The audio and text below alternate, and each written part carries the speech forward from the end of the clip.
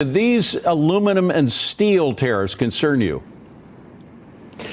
No, obviously all tariffs you should be concerned about because it's escalating trade wars. But let's talk about tariffs in two verticals.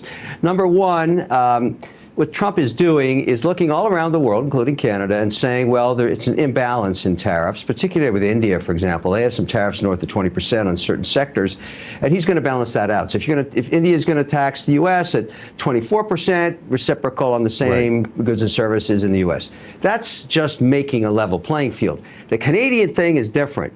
I think what's going on there is a renegotiation of NAFTA, if you want to call it that, because let's just take aluminum.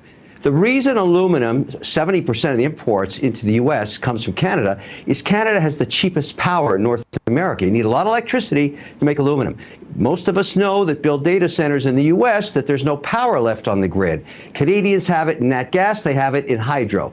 So that's really a discussion about an integration of the economies that's beginning. Unfortunately for Canada, we're in a limbo zone there because the government has fallen.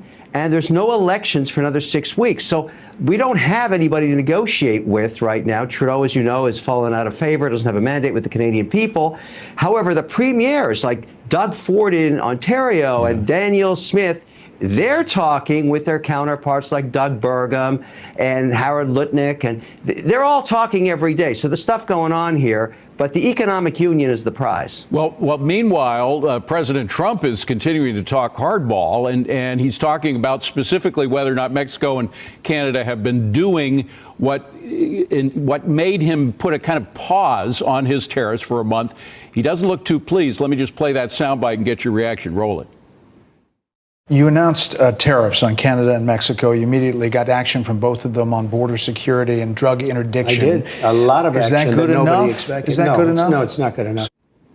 It's not good enough. What do you think? I've always said about Trump, you got to distinguish the noise from the signal.